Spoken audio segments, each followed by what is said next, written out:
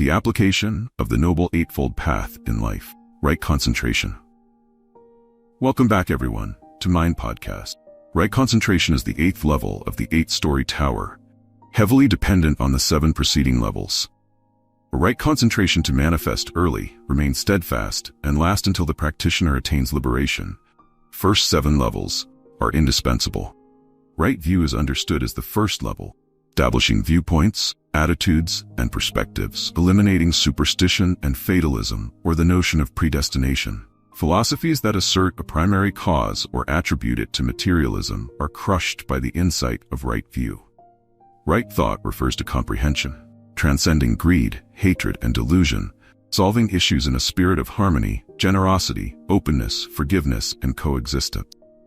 The subsequent reactions, including speech, bodily actions, and right livelihood, form the ethical foundation within the social relationship, considered the result of correct thinking.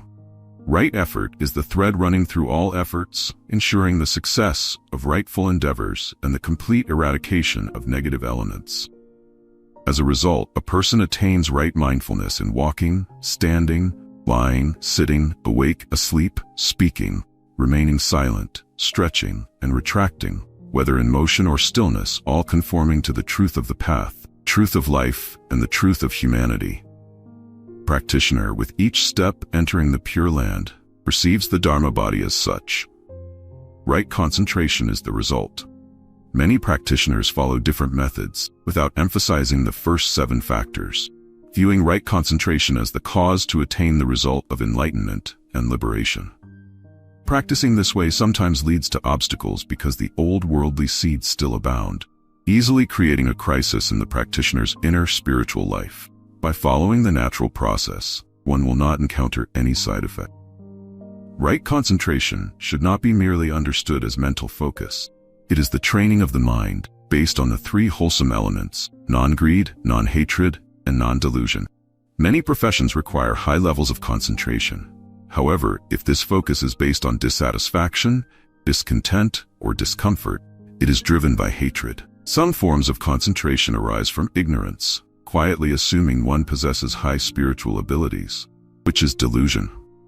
Right concentration is called stillness, or the cessation of thoughts rooted in greed, hatred, and delusion, or those factors important in leading to right concentration. Single-pointedness of mind. Right concentration, as taught by the Buddha, always includes the element of single-pointedness. There's only one object being used as a means of transforming the mind. There is no second image. Whoever is faithful to body, mind, and breath will achieve the highest level of concentration.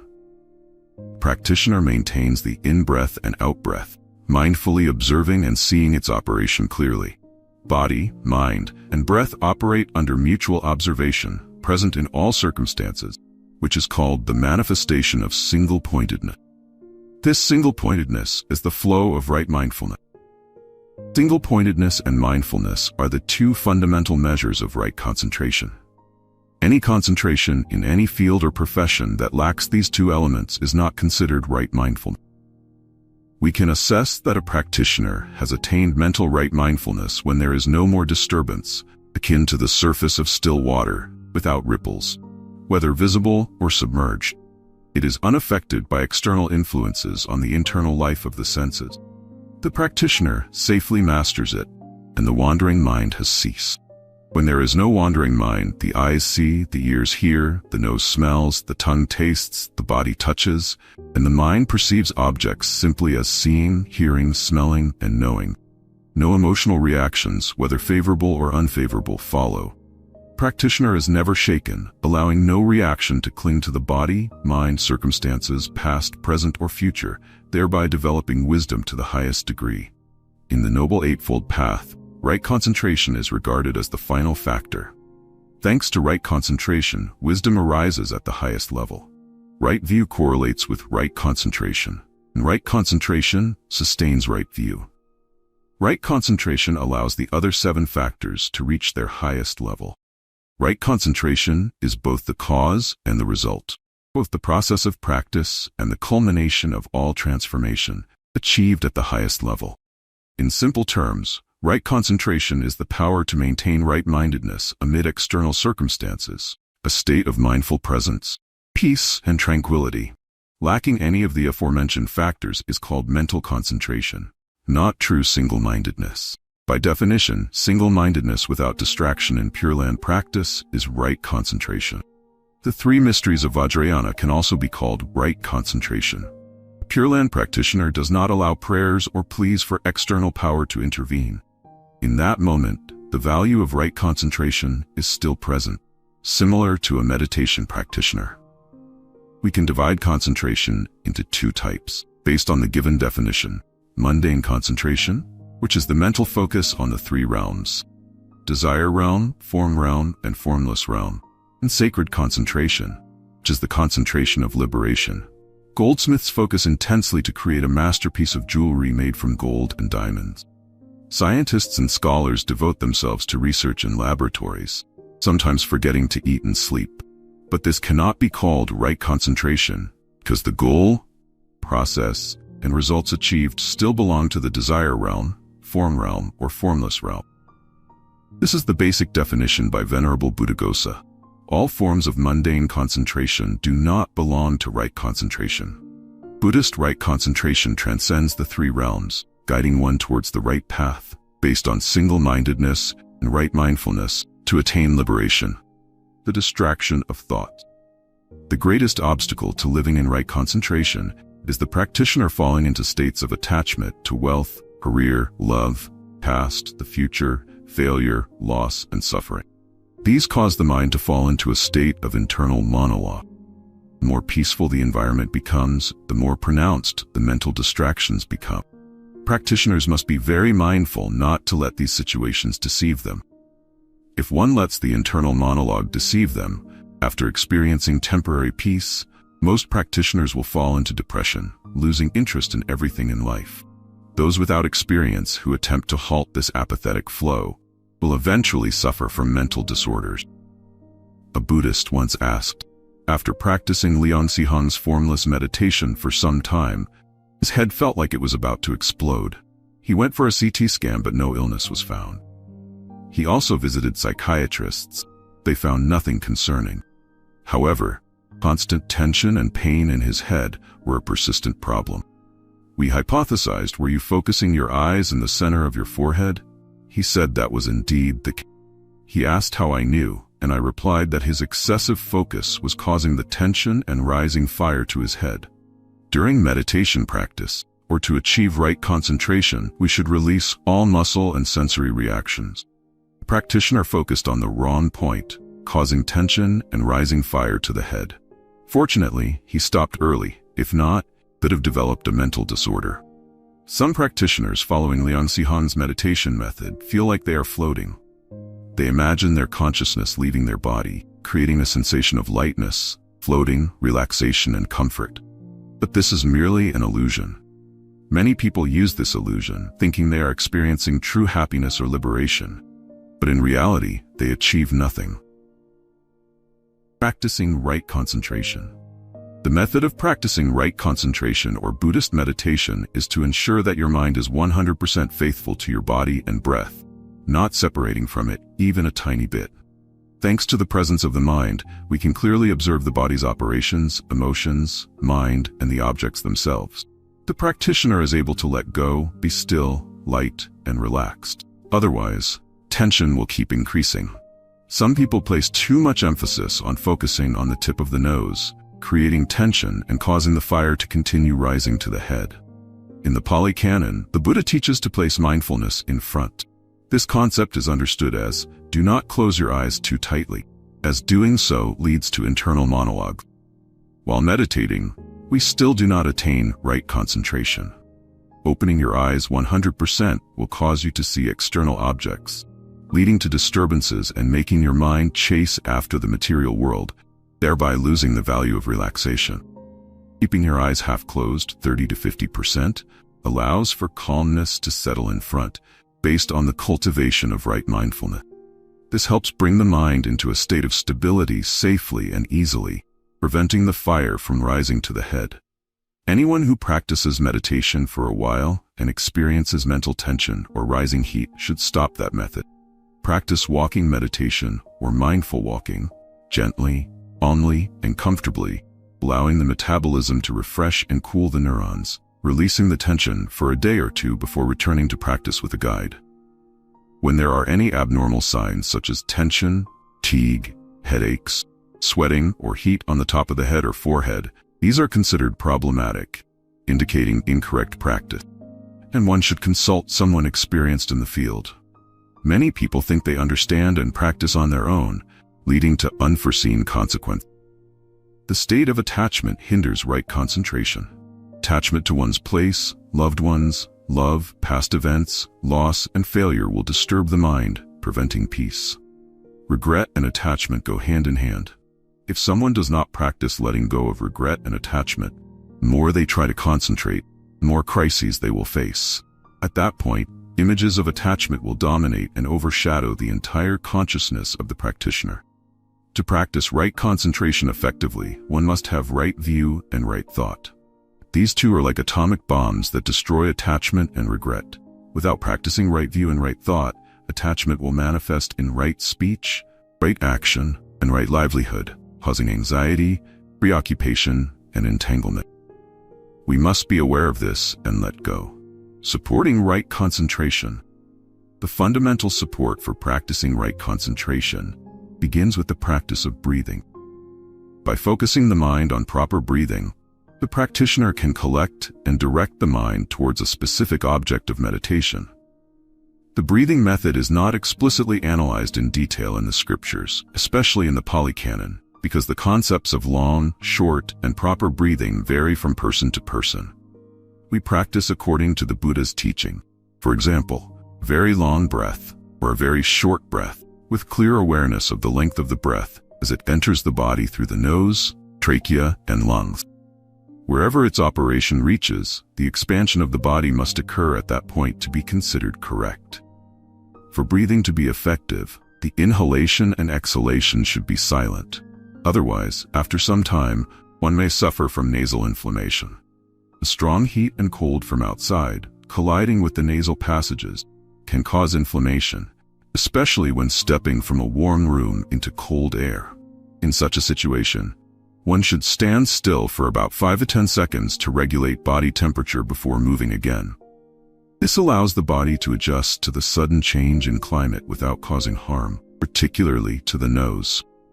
When practicing breathing in right concentration, the practitioner should avoid breathing through the mouth as it causes a loss of body heat and depletes energy, gradually weakening health.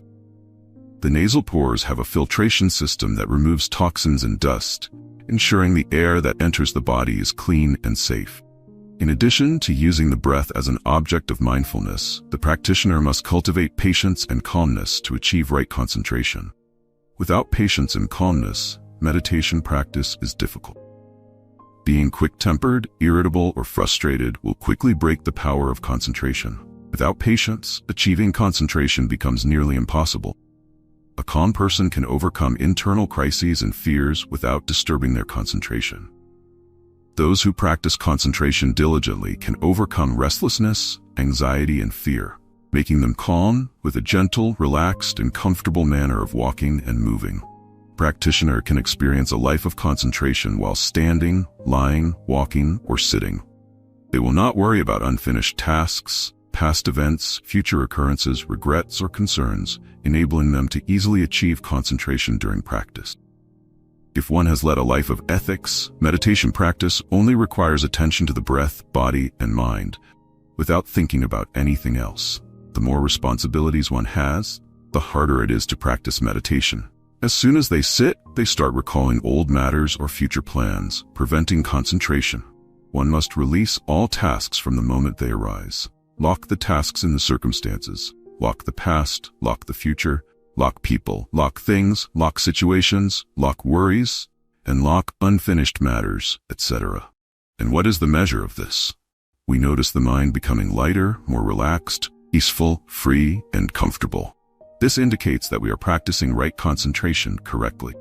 Practicing the wrong method, contrary to the Buddha's teachings, leads to complications, resulting in one illness or another.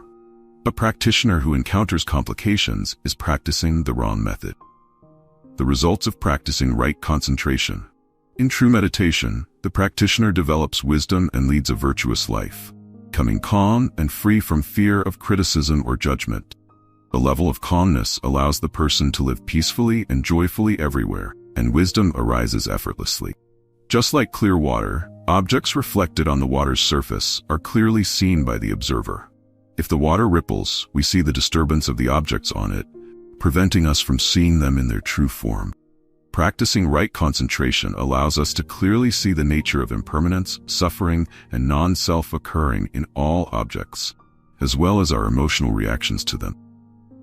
Impermanence can occur to anything at any time, through past, present, and future, with anyone, anywhere. The common reaction of ordinary people is to feel dissatisfied, discontented, or to hold on to suffering for a long time. However, those who practice right concentration and cultivate non-self can detach from pain. Pain is not me. I am not trapped in pain. All impermanence and suffering are not me, not my possessions, and not myself. Because of this, the assumed self is freed from the grip of impermanence and suffering. Practicing non-self prevents us from suffering over impermanence. Most people understand impermanence leads to suffering. Impermanence in oneself causes suffering, or even doubles it. Those who practice non-self render suffering ineffective. This is why suffering is placed between impermanence and non-self. We cannot change or negotiate with impermanence, nor can we reverse time. The only way is to practice non-self, so that suffering does not accompany impermanence. Practitioners of concentration, wisdom, and mindfulness can practice non-self. Those who cling to themselves, to their possessions, or who identify phenomena and objects as themselves or their belongings will never attain right concentration. In the Pali Canon, this is the measure used to evaluate whether our concentration practice aligns with the Buddhist teachings or falls into the wrong concentration found in other religions or professions. Thanks to wisdom accompanying concentration, based on mindfulness, a state of clarity and vigor arises, and health is enhanced. Practicing just 10 minutes of right concentration each day can improve one's longevity.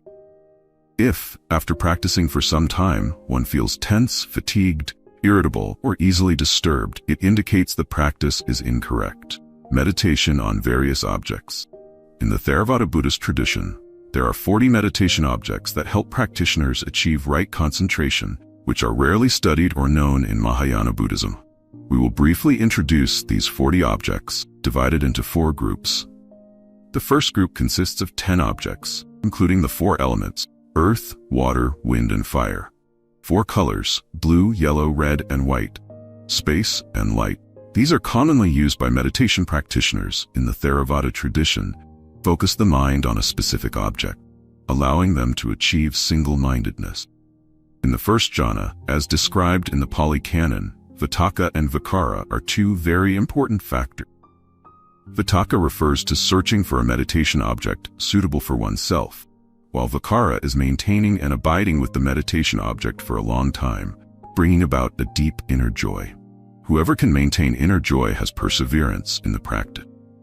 Practitioners apply meditation, contemplating the elements of earth, water, wind, fire, blue, yellow, red, white, time, and space, each in their own way. As long as single-mindedness is achieved, and the mind is not swayed by external objects, it is considered successful. In the Shurangama Sutra, there are many passages describing an arahant attains enlightenment by contemplating the internal great earth element. Some practitioners contemplate the external great earth element. The internal great earth element includes all solid principles, things we might mistakenly attach to as part of ourselves. The external great earth element includes mountains, rivers, and the earth, generally referring to material objects, forms, and colors. Any kind of attachment from any perspective creates problems.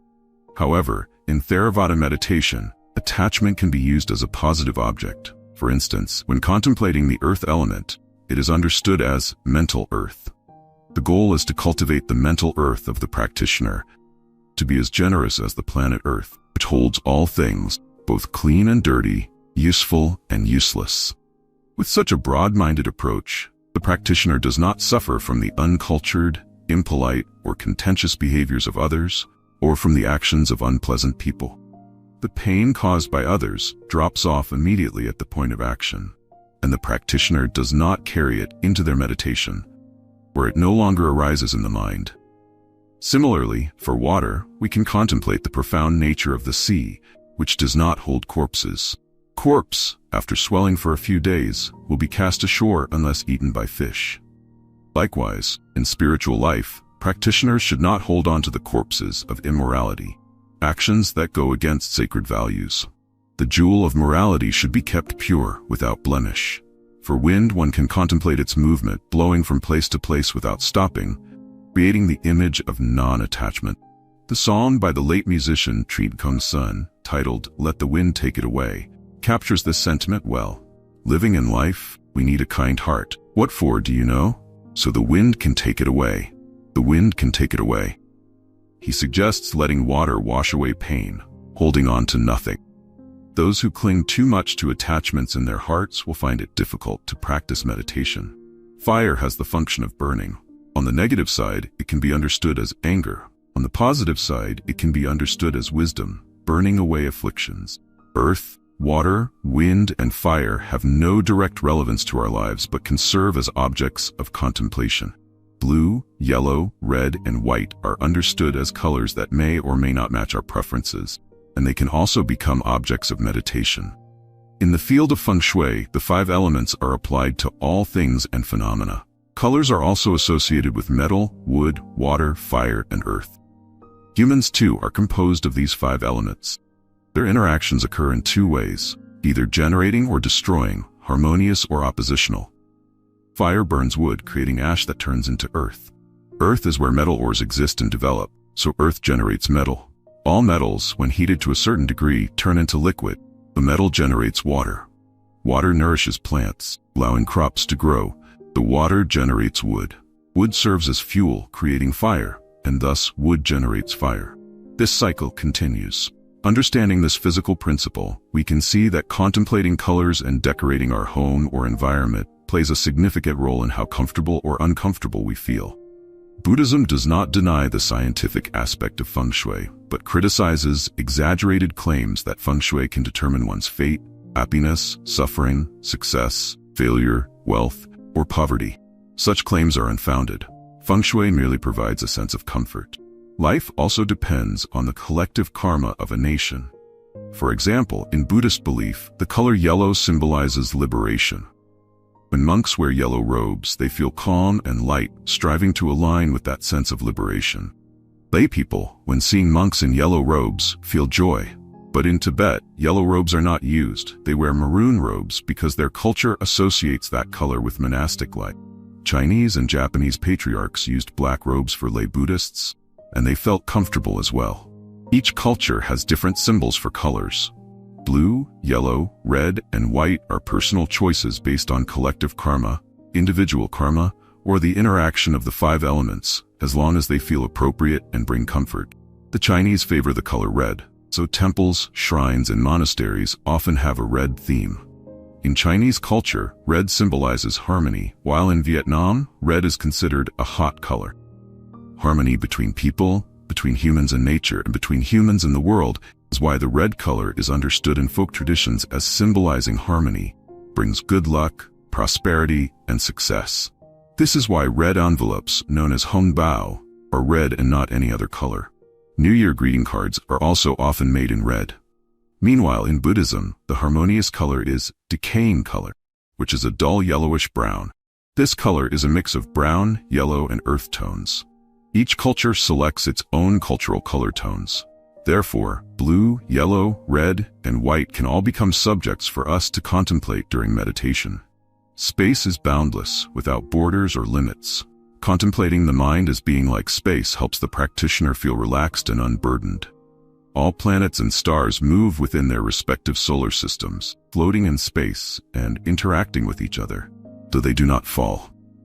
Only when their orbits collide at a point do large impacts occur, turning planets and stars into meteors falling in space. At night, when we observe them with reflective light, we think they are stars. By the time we see them, they no longer exist in the universe. They have become fragments of meteorites falling through space. Contemplating space will help the practitioner's mind become relaxed and comfortable. Light has the ability to illuminate, guide, and prevent misunderstandings, errors, and stumbles. When we contemplate in this way, our mind focuses on positive points. All other negative aspects fall away.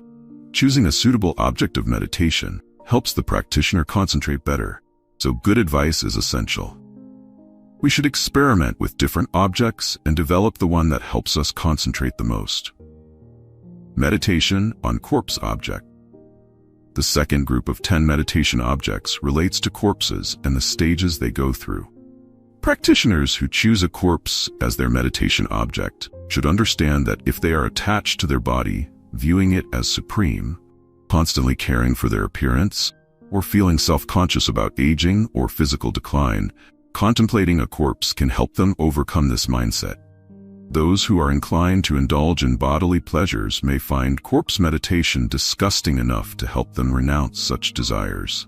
These 10 objects are only suitable for those specific groups. For those who perceive life as constant, observing the decay of a corpse may give them the opposite feeling and help them transcend attachment to permanence. The stages of a corpse include bloating as the first stage. After clinical death has ended and real death occurs, the next stage is the blue-gray coloration that causes the face and skin of the deceased to give onlookers a feeling of dread and haunting. Pus and fluids seep out of the nose and pores, accompanied by an unpleasant smell. In some cases, the body is mutilated, either by weapons, large animals, or accident, causing it to be mangled, covered in blood and pus, or dismembered, or the body may be bruised and bloodied all over. The corpse may be lying in a pool of blood, being eaten by maggots, which slowly devour the body. After a long time underground, the body will become dismembered, making it impossible to reconnect the parts. These 10 stages of corpse contemplation help people feel disgusted by the body, allowing them to escape sexual desire or excessive attachment to the body as their own possession. In the past 5 years, the technology for creating synthetic diamonds has advanced considerably. People can extract carbon, the main component of diamonds, under extremely high pressure, where the molecules and atoms are compressed thousands of times more than usual, shrinking a large mass into a small, sparkling diamond almost indistinguishable from natural diamonds. Only professionals can tell the difference between synthetic and natural diamonds.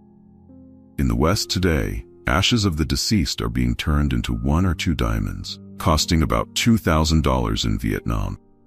This practice has been around for nearly 5 years in other countries. Vietnam is just starting, and acceptance is not yet widespread. A single machine costs millions of dollars. Recently, Vietnamese investors have begun visiting temples that house urns to encourage the families of the deceased to transform ashes into diamond, hoping to alleviate the attachment to impermanence. This idea is difficult to succeed in because persuading people to spend nearly 40 million VN dollars, approximately $2,000, create a diamond from the ashes of their loved ones is not something anyone would easily agree to. Secondly, people believe that once someone has been cremated, disturbing the remains again might disrupt peace. Due to superstition, people are hesitant to go through with it. Furthermore, where would they keep the diamond? Carrying it around on a ring would mean constantly moving it. If it's their parents or loved ones, they would want to honor them. But what if the diamond is lost? From a jar of ashes compressed into a diamond, carbon, the main component of diamonds, binds the atoms and molecules together. A large mass is reduced to a small diamond, and many relatives don't feel that these two are equivalent. Aside from the carbon, what happens to the rest of the ashes? Naturally, they would be discarded. Whether people agree to that is another matter entirely. In Japan, years ago, a technology called transforming into Buddha was developed. For example, in a temple where urns had been stored for several decades, to make all the families happy, instead of encouraging them to scatter the ashes into the sea, which many people could not bear to do, or into the ground to fertilize plants, which left people uneasy despite the Buddha's teachings, they used a diamond compression method. All the ashes were compressed into sparkling Buddha statues. The relatives of the deceased felt happy and at peace when they paid homage to their loved ones in this new form, as they no longer saw the ashes being discarded, but rather turned into revered objects. However, this movement never gained much traction in Japan. I have suggested that the urns be transformed into lotus flowers, with a wooden base inscribed with the names of the deceased. From a large, heavy urn weighing about 3 kilograms, it could be compressed into a stone lotus flower using diamond technology, costing around $700 to $800 per urn. In the temple's urn room, using this new technology, there would no longer be a gloomy atmosphere.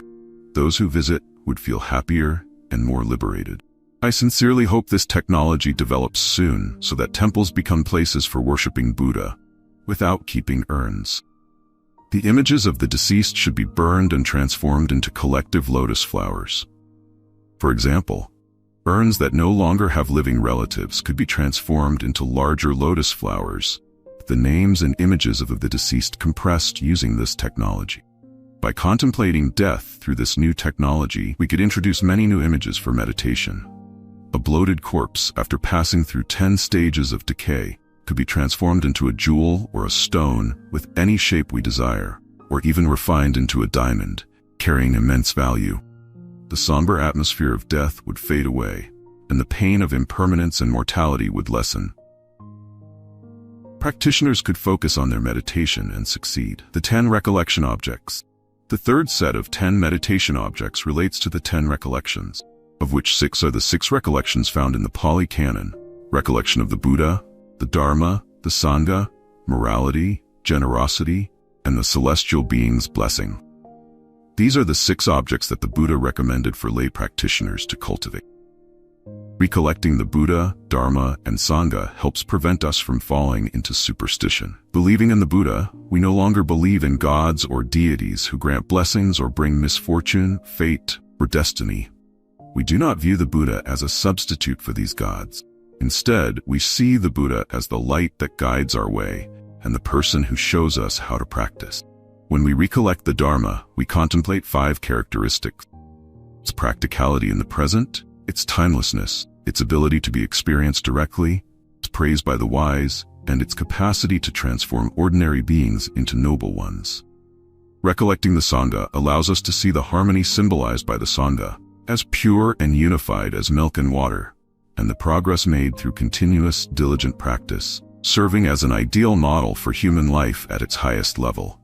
Recollecting generosity reminds us to share food and clothing with those in need, help the poor. For those in urgent need, we give a fish. For those in poverty, we give a fishing rod. Understanding the nature of each situation, whether to give a fish or a fishing rod, is essential for charity to be effective. When someone is in immediate need, giving a fishing rod without addressing their current situation may delay their ability to become self-sufficient. Recollecting morality helps us recognize that by living ethically, we have nothing to fear from the law or from criticism. We become fearless, calm, and steady in life. Recollection of the blessings of being born into the realm of heavenly beings helps us to see that karma is real and that future lives are not just a fantasy. In addition to recollecting the 6 objects mentioned earlier, practitioners are also encouraged to recollect death, the body, the breath, and nirvana, collectively known as the 10 recollections. Recollection of nirvana is the highest level. Nirvana is not a physical realm or a location, as some may think, although in the scriptures, imagery is sometimes used to help us visualize it. Nirvana is a state where greed, hatred, and delusion, along with defilements and karmic obstacles, no longer exist. It is a state of purity, peace, stillness, and permanence, unchanging. All of us can practice this in various ways. When recollecting the breath, there is a sutra detailing 16 steps of mindful breathing. The Buddha provides very detailed instructions for training the mind in concentration. Following these 16 steps leads to a high level of success. Simply breathing in and out mechanically, in a dull and monotonous way, will not yield results. The Satipatthana Sutta speaks about contemplating the body, focusing on the 36 impurities, its composition, formation, and changes, and recognizing its limitations. Through wisdom, we can detach from clinging to the self, seeing the body as not self or a possession, contemplating the 4 immeasurables and the realm of infinite consciousness. Fourth group consists of the 4 immeasurables, 4 formless realms, contemplation of disgusting food, and the 4 great elements within the body. Some overlap with methods from the previous groups. The four immeasurables are loving kindness, compassion, joy, and equanimity. Most practitioners focus on these more than the previously listed factor. Contemplating loving kindness helps us act like bodhisattvas, bringing joy to others. Contemplating compassion helps us become more active, analyzing the roots of others' suffering to uproot it. Bringing joy is easy, but removing suffering is harder. To remove suffering, we must have knowledge of its cause and apply wisdom and methods to resolve it. Those who practice compassion must fully understand the Four Noble Truths. Contemplating loving kindness can be learned through the example of Bodhisattva Avalokiteshvara or other bodhisattvas. Practicing joy involves cultivating happiness through contentment, smiles, and relaxation, without attachment or entanglement, which is closely linked to equanimity. Loving kindness, compassion, joy, and equanimity form a pair that complement each other, leading to great success in practice. Without these four, concentration is difficult to attain. The four formless realms, originally a practice of non-Buddhist ascetics, involve contemplating non-existence in all places. Contemplation of the realm of infinite space helps practitioners face impermanence without regret. Regret being the enemy, the thorn, and the obstacle to concentration. Contemplation of the realm of infinite consciousness allows us to recognize that consciousness with mindfulness is present everywhere. Wherever we are, awareness and intention enable us to control the senses. The realm of nothingness practice is closely tied to non-self, helping us avoid attachment. Often, suffering arises not from concern for oneself, but from attachment to one's possessions, loved ones, or relations. Contemplation of nothingness helps us overcome this. Contemplation of the realm of neither perception nor non-perception allows us to transform perceptions, particularly subconscious ones. This process is subtle and deep, and it is difficult to trace the cause. Practicing this helps practitioners overcome negative tendencies and achieve positive results. Original Buddhist meditation includes only the four jhanas. The four formless jhanas belong to non-Buddhist traditions. In the Shurangama Sutra, the Buddha provides guidance for practitioners. Those who reach the realm of neither perception nor non-perception make a mistake if they continue into the state of cessation of perception and feeling. Practitioners in this state feel calm and at peace, with nothing to disturb them, and they mistakenly believe they have attained absolute liberation. However, when they relinquish the state of cessation of perception and feeling, they still see, hear, smell, taste, touch, and think. They return to being ordinary people. The Buddha did not encourage the state of cessation of perception and feeling, nor the four formless jhanas. However, these are useful methods that practitioners can borrow.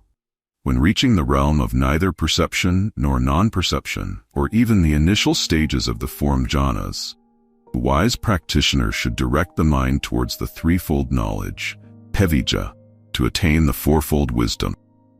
According to the Theravada tradition, a person who attains the threefold knowledge has the ability to clearly see that birth has ended, virtuous conduct has been fulfilled, and what needs to be done has been completed, meaning they no longer return to the cycle of birth and death.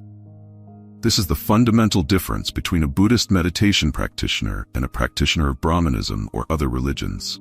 Turning the mind toward the threefold knowledge allows one to clearly see their past, from general to detailed aspects, such as in which life, what status, name, family, event, circumstances, during various historical periods, down to specific years, months, days, and hours. We see clearly what is before us without confusion. The knowledge of divine sight, clairvoyance, allows one to see the future karma of sentient beings. Some psychics attain a portion of this, while prophets attain it to a greater degree. The Mahayana Sutra's prophetic literature is a part of divine sight, foretelling someone's future Buddhahood, their name, method of teaching, and results. Scientists can calculate the workings of the universe for 100 or 200 years into the future. Experience can help us reach this level, let alone the power of spiritual attainment, which is even more accurate. Meanwhile, the knowledge of the cessation of defilements, asavakayanan, is the highest and most important wisdom for a practitioner who attains the Arahant stage. They see clearly that defilements have fallen away, and nothing of the worldly life remains, not even an obsession, a remnant, or a shadow. When turning the mind toward the threefold knowledge, the practitioner will attain realization. However, focusing on the state of cessation of perception and feeling causes a halt, which is why the original Buddhist meditation method is the 4 jhanas. The 4 formless jhanas combined with the 4 form jhanas are called the 9 successive absorption, Nava Anupubha Vihara. Many people misunderstand these, thinking the 4 form jhanas are lower than the 4 formless jhanas, and even lower than the state of cessation of perception and feeling. However, in the Pali Canon, the Buddha advises that upon reaching the 4th jhana, one should turn the mind toward the threefold knowledge to attain realization. Practitioners do not need to use the 4 formless jhanas, especially the state of cessation of perception and feeling. Bodhidharma is said to have entered the state of cessation of perception and feeling for the longest period, 9 years facing the wall. The Buddha, however, only practiced for 49 days. Afterward, he turned his mind toward the threefold knowledge, attaining liberation through the middle path, with right concentration of the Noble Eightfold Path as the core. Theravada meditation methods still use the 4 jhanas because they support certain practitioners. Contemplation of food. Contemplating food as disgusting helps practitioners understand the dangers of overindulgence. Foods that are considered delicious are often harmful. For example, Chinese cuisine has a culinary wonder where a live red fish is taken from a pond. The chef uses a sharp knife to slice the fish 5 or 6 times on each side while it struggles, then fries it in oil for 10 to 20 seconds. When taken out, fish is still gasping, its heart beating, but its flesh is cooked. Another example involves catching a chicken, cleaning its legs, plucking its thigh feathers, and placing it on a hot grill for about 20 seconds. All the blood rushes to its thighs. When taken off the grill, its thigh meat is cooked while the rest of the body is still alive, and people break off the thighs to eat. The more delicious the food, the higher the level of cruelty and brutality involved. Chinese culinary culture is indeed bizarre. Everything is edible. Vietnam has followed suit, eating insects such as worms, ants, termites, and beetles. In Cambodia, even fireflies and scorpions are consumed. Those accustomed to this karmic culture find it normal. Eating Cambodian prahok involves a high level of killing karma. The Buddha taught that contemplating food as disgusting is essential because even a small hygiene mistake can lead to numerous diseases. Overeating can be fatal. Vegetarianism is better because it involves fewer toxins and less killing of microorganisms than eating meat. It also has less impact on the ecological environment, global warming, or the greenhouse effect compared to meat production. The technology behind meat production is abundant, relying on machines and reducing human labor to the maximum, leading to widespread unemployment. Mahayana Buddhism uses many other methods. For example, in the practice of Buddha recollection, one does not merely recite Namo Tathagata, Arhat, fully enlightened one, perfect in wisdom and conduct, well gone, knower of the world, incomparable leader, teacher of gods and humans, Buddha, world-honored one, the 10 titles of the Buddha. They also recite the names of Amitabha Buddha, Medicine Buddha, Vairocana Buddha, and many other Buddhas and Bodhisattvas. Theravada Buddhism is more limited to the historical Buddha and his 10 main titles. In Mahayana Buddhism, there are various ways to contemplate the Dharma. For example, the Dharma is likened to a raft, which we must not cling to. We use the Dharma to transform non-Dharma elements, and once we achieve the result, we leave the raft behind on the other shore. There are many other methods of contemplation. We use a light, relaxed, and detached sense of inner peace, happiness, and contentment as the standard measure. If we do not achieve this result, we know that we are practicing incorrectly. The 5 factors of concentration. In the first jhana, initial meditative absorption, there are 5 factors: vitakka, initial application of thought; vicara, sustained application of thought; joy; piti, happiness; sukha, and concentration, samadhi. Vitakka and vicara involve finding an object of meditation, choosing one from the 40 meditation objects mentioned earlier. The mind is focused on this object, preventing it from being distracted by external sense objects. In the Chan Zen tradition of Chinese Mahayana, this is often referred to as the koan, or huato, critical phrase. In Vajrayana Tantric Buddhism, focus is on a mantra. In Pure Land Buddhism, right mindfulness is directed towards the name of Amitabha Buddha, binding the mind to one place. Joy and happiness are two different levels. Joy is a feeling of delight towards oneself and others, while happiness is a deeper inner peace, independent of sensory experience. The practitioner sits still and quiet, achieving a high level of inner calm, which leads to concentration. The Pali Canon clearly states that one must abandon a life of sensual desire in order to attain meditative concentration. Lay people cannot reach the first jhana if they are still engaged in married life. Only those who are celibate, or if one partner passes away and the other does not remarry, may have the potential to reach the first jhana. Right concentration is the gateway to the first, second, third, and fourth jhanas. At higher levels, vitaka and vikara are abandoned, and there is no need to rely on objects or techniques. The 40 meditation objects are intended for beginners. More experienced practitioners can unlock and close them instantly. Joy, happiness, and one-pointedness are still retained. In the third jhana, deep inner joy is let go. In the fourth jhana, all thoughts, even pure thoughts, are abandoned. Only when all thoughts are released can one achieve absolute purity and deep serenity. Practitioners of right concentration can attain the first, second, third, and fourth jhanas.